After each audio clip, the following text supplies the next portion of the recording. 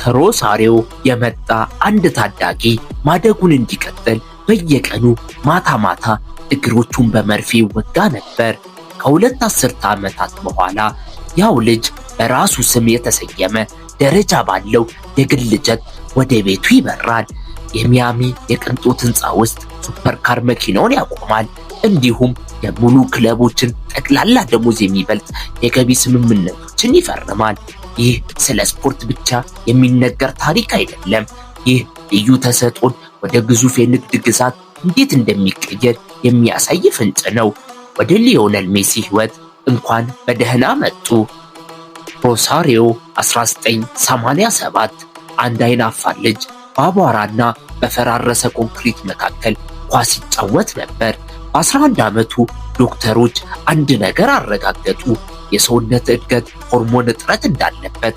ለአንድ ተራ ቤተሰብ እድገትን ለማስቀጠል የሚከፈለው ዋጋ እጅግ ከባድ ነበር። በየሌሊቱ መርፌ፣ በየሌሊቱ ህመም።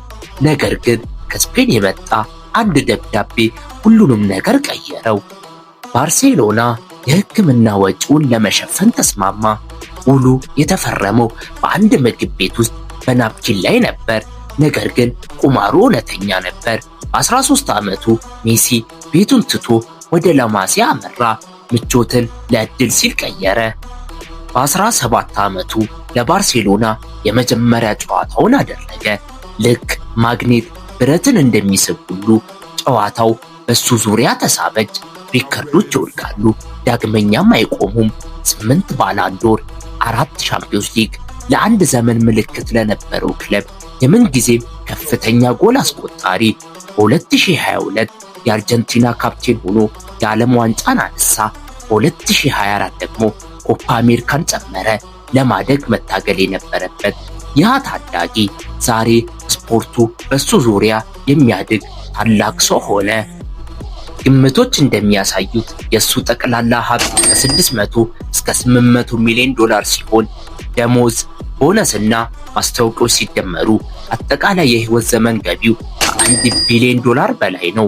በስኬታማ ዓመታቱ በዓመት 130 ሚሊዮን ዶላር ገቢ በማግኘት ከፍተኛ ተከፋይ አትሌት አድርጎት ነበር። ከአዲዳስ ጋር ያለው የህይወት ዘመን ስምምነት በየዓመቱ በአማካኝ በ10 ሚሊዮኖች ዶላር ያስገኝለታል። ፔፕሲኮ፣ ጌቶሬድ፣ ማስተርካርድ፣ ሁዋዊ፣ በድዋይዘር፣ ሉዊስ ቪቶን፣ ቢትስ እና ሌሎቹም በስፖንሰር ዝርዝር ውስጥ ይገኛሉ። የኢንተር ሚያሚ ክፍያ ከአፕል ቲቪ እና ከኤምኤልኤስ የንግድ ሽያጭ ድርሻ ጋር ተደምሮ የሜሲ ገቢ ከየአቅጣጫው ይጎርፋል። ነገር ግን እዚህ ደረጃ የደረሰው በማባከን አይደለም። ሜሲ ገንዘቡን የሚያጠፋው ልክ እንዳጨዋወቱ ነው፣ በጥንቃቄና በቁጥጥር። ከባርሴሎና ከተማ 12 ማይል ርቀት ላይ ካምፕኑ አቅራቢያ ካስቴል ዴ ፍሌስ ይገኛል። ነጭ ሕንፃ፣ አረንጓዴ ሜዳና ልጆቹ አባታቸው የደረሰበትን ስኬት እንዲለማመዱበት የግል አነስተኛ ሜዳ አለው። ቤቱ ባለፉት ዓመታት ታድሶ ዋጋው ወደ 8 አሃዝ ከፍ ብሏል። ለግል ነፃነቱ ሲል የጎረቤቱን ቤት መግዛቱ ይነገራል። እውነታው ምንም ይሁን ምን መልእክቱ ግልጽ ነው። ሰላም እውነተኛ ቅንጦት ነው። አትላንቲክን ሲያቋርጡ ደግሞ ሌላ የሜሲ ጸጥተኛ ሕይወት ይገኛል። በማያሚ የፖርሽ ዲዛይን ታወር ሕንፃው የራሱ ሲኒማ ቤት፣ የባህር እይታና መኪና ወደ ቤት ውስጥ የሚያስገባ ሊፍት አለው። መኪናውን ይዘው ይገባሉ። ሕንፃው መኪናችሁን ወደ ፎቁ ይወስድላችኋል። ከሱፐር መኪናው ወርደው በቀጥታ ሳሎኑ ውስጥ ይገባሉ። ልክ እንደ ተራ ነገር። የሱ ዱፕሌክስ ቤት 3200 ካሬ ጫማ ሲሆን ከነጭ ማርብል የተሰራና የአትላንቲክን ባህር እንደ ስዕል የሚያሳይ መስታወት አለው። ጥቂት ማይሎች ራቅ ብሎ ደግሞ በሬጋሊያ ታወር ሌላ ሙሉ ፎቅ አለው። ውስጡ 5500 ካሬ ጫማ ሲሆን ውጩ ደግሞ 2000 ካሬ ጫማ አለው።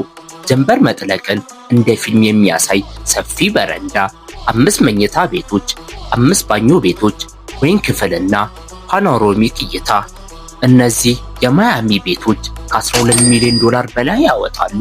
በፎርት ላውደርዴል ደግሞ በቤ ኮሎኒ የውሃ ዳርቻ ሪል ስቴት ገዝቷል። ዋጋውም በጣም ውድ ነው። የሜሲ የመኪና ስብስብ ይበልጥ ያስገርማል። አውዲ RS6፣ አውዲ A7፣ አውዲ Q7፣ መርሴዲስ ቤንዝ GLE፣ ሬንጅ ሮቨር ስፖርት እና ሬንጅ ሮቨር ፎግ፣ ፖርሽ ፓናሜራ፣ ማሴራት ግራን ቱሪሲሞ እና ካዲላክ ኤስካሌድ ለቤተሰብ አገልግሎት፣ ፌራሪ F430 ስፓይደርም በአንድ በኩል ተቀምጧል። የፓጋኒ ዞንዳ ወሬዎችም ይናፈሳሉ። ኢንተርኔት ስለ ዝርዝሩ ቢከራከርም ዋናው ግን ኃይልን ለእይታ ሳይሆን ለጥራት መጠቀም ነው። አንድ የ36 ሚሊዮን ዶላር ፌራሪ 335S ስፓይደር ስካግሌቲ በጨረታ ስለመግዛቱ የሚወራው ወሬ የእሱን ስም ምን ያህል ከትልቅ ሀብት ጋር እንደሚያያዝ ያሳያል። የዓለማችን ውድ ዕቃዎች ሲንቀሳቀሱ ሰዎች ሜሲ እዚያ ይኖራል ብለው ያስባሉ። ሜሲ እረፍት ሲፈልግ ወደ ባህር ይሄዳል። ቤኔቲን ኢንስፓይሬሽን የተባለችው የቅንጦት መርከብ 125 ጫማ ርዝመት አላት። 4 ደርብ 5 ክፍሎችና ምድራዊ ነገር የሚያስረሳ የቴክ እንጨት አላት። እዚያ ላይ ከቤተሰቡና ከሉዊስ ሱዋሬዝ ጋር ይታያል። የመርከቧ ዋጋ 20 ሚሊዮን ዶላር አካባቢ ነው።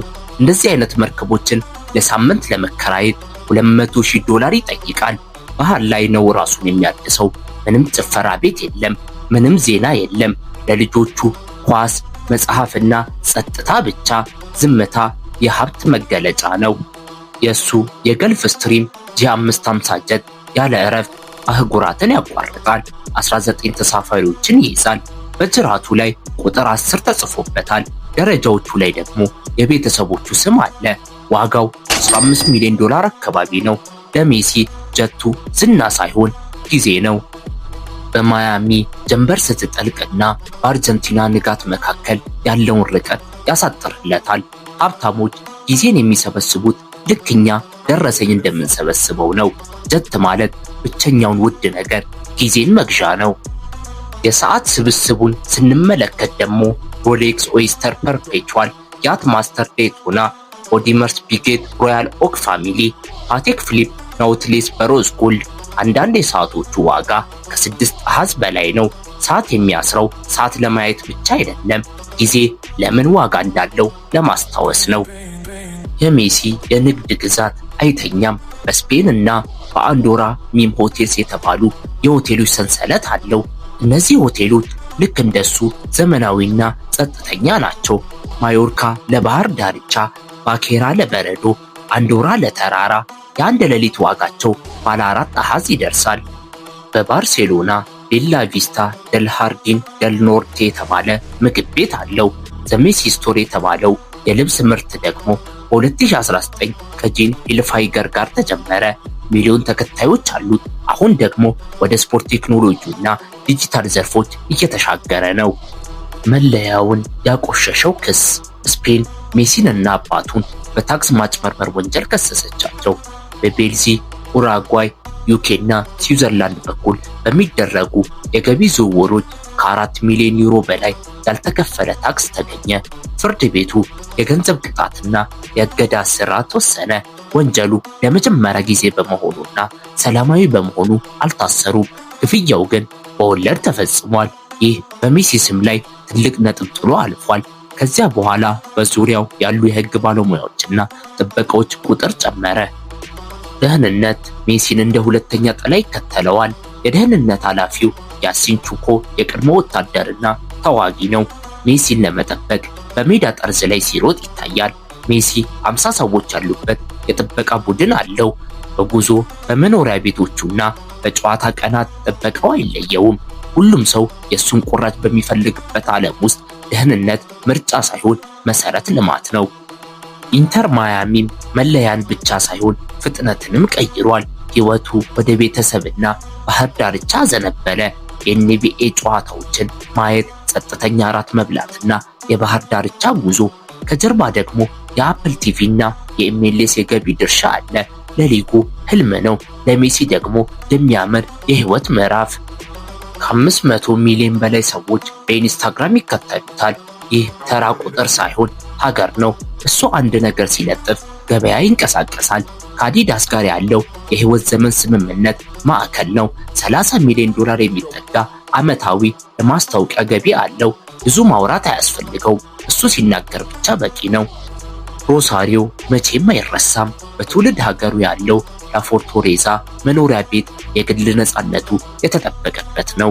የቤተሰብ ስዕሮች፣ ሲኒማ ቤት፣ ጂምና መኪና ማቆሚያ አለው። ለዓመታት የአንድን ሀገር ሸክም ተሸክሞ ቆይቷል። ከዚያም ኳታር፣ ከዚያም ሰልፍ፣ ከዚያም ማንም ሊከራከረው የማይችል ታሪክ። ቁጥሮች የማይገልጹት ደሞዝና ሀብቱ ያስደምማሉ። ነገር ግን የሜሲ እውነተኛ ሀብት ቁጥጥር ነው። በኳስ ላይ፣ በጊዜው ላይና ለዓለም በሚሰጠው ማንነቱ ላይ ያለው ቁጥጥር። በጸጥታ ይረዳል፣ ሆስፒታሎችን ይገነባል። ልክ እንደሱ የሕክምና ችግር ያለባቸውን ልጆች ይረዳል።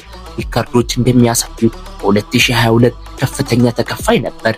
ጀት፣ የማያሚ ህንፃዎችና ዘመናዊ መኪኖች ቢኖሩትም ቤተሰቡና ስራው መሬት ላይ እንዲቆም ያደርጉታል። አጠቃላይ ሀብቱ ከግብር በኋላ $600 ሚሊዮን አካባቢ ይገመታል። የሜሲ ሀብት ዝም ብሎ የመጣ አይደለም። ዲሲፕሊን ያስፈልጋል። ተስፋን በእግር ውስጥ ይዋጋ ከነበረው ታዳጊ ዛሬ ወደ ንጉስነት ተሸጋግሯል። እግር ኳስን ቀላል፣ ስኬትን ረጋ ያለ፣ ግላዊነትን ደግሞ ትልቁ ቅንጦት አድርጎታል።